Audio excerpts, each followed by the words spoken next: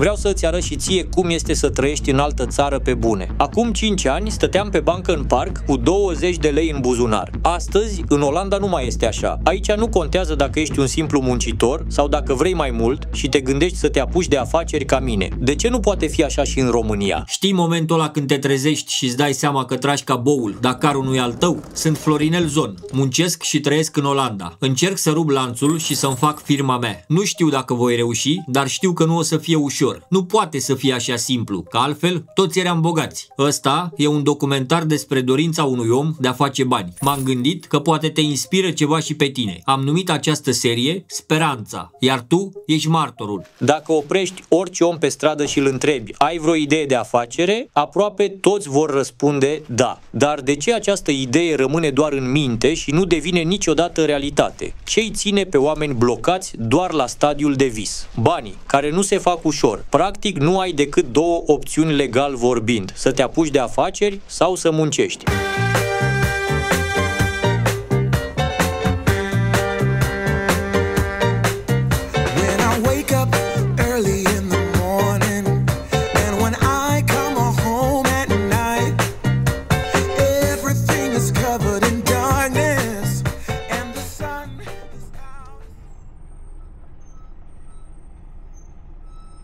Afaceri fără niciun ban în buzunare nu merge, deci logica spune: muncește puțin, strânge banii și apoi apucă-te de afaceri. Am încercat asta la noi acasă, dar nu am reușit niciodată să adun nimic. Salariul ca muncitor era întotdeauna prea mic și nu îmi ajungea nici măcar să trăiesc. Cu ce să mai fac și afaceri? Până într-o zi când am plecat, dar ca imigrant nou în Olanda, fără casă, bani sau limbă, pare imposibil să te angajezi direct la o firmă cu contract permanent. Dar chiar și așa, ce urmează după ce ai ajuns aici, tot este mai promițător decât viitorul la care te uiți în România, unde ziua de mâine pare întotdeauna un coșmar. Păi cum era să trăiesc când salariul la ultimul loc de muncă întârzia și câte o săptămână? Când mă duceam la birou să întreb, îmi spuneau că trebuie să mai aștept. Încă nu au intrat facturile. Aici ziua de salariu este fixă și firma nu întârzie niciodată cu banii. Ai drepturi chiar și ca simplu muncitor. Nu trebuie să ai vreo super calificare ca să te respecte la locul de muncă. La firma la care lucrez, unde sunt un simplu șofer, deci nu doctor sau inginer. Am fost și le-am spus că vreau să învăț limba olandeză și mi-au plătit școala 1400 de euro. Eu nu am auzit de când mă știu o firmă în România să bage atâția bani într-un angajat să-l învețe. Aici chiar pot să muncesc puțin, să strâng niște bani și apoi să mă apuc de afaceri. Dacă tu nu ești ca mine să vrei mai mult, atunci viața de simplu muncitor în Olanda este foarte bună. Aici ai siguranța zilei de mâine și dacă ești un om harnic și liniștit, fără să exagerezi cu băutura, drogurile sau femeile, atunci poți să și economisești ceva bani. Eu vreau să-mi fac firma asta de curățenie, dar cum să fac asta când am o situație stabilă, un salariu bun care îmi intră pe card, fără să întârzie și viața mea este cât se poate de confortabilă? Pot eu ca imigrant, după ce am riscat totul când am plecat din România să ajung aici, acum să risc din nou? Da, pot și voi face, dar este greu. Pe lângă toate astea mai e și viața, care nu te așteaptă să-ți faci tu planurile. Cel mai mare risc este să nu riști nimic. M-am născut cu probleme mari cu dinții. Astăzi nu mai am unde să fug și doctorul, un olandez cam de vârsta mea, s-a uitat la mine cu un ochi și mi-a spus că trebuie să port dinți artificiali care se scot noaptea în pahar. Este foarte greu pentru mine și nu înțeleg de ce mă simt așa. De câțiva ani tot am amânat ziua asta. Am tot fugit de realitate. Oamenii râdeau de mine, de mâncat mi-a fost întotdeauna greu, dar am așteptat până în ultima zi. Astăzi, când nu mai pot fugi și trebuie să accept adevărul, fie că îmi place sau nu. În timp ce așteptam, mi-am adus aminte de ultimul doctor din România care m-a consultat.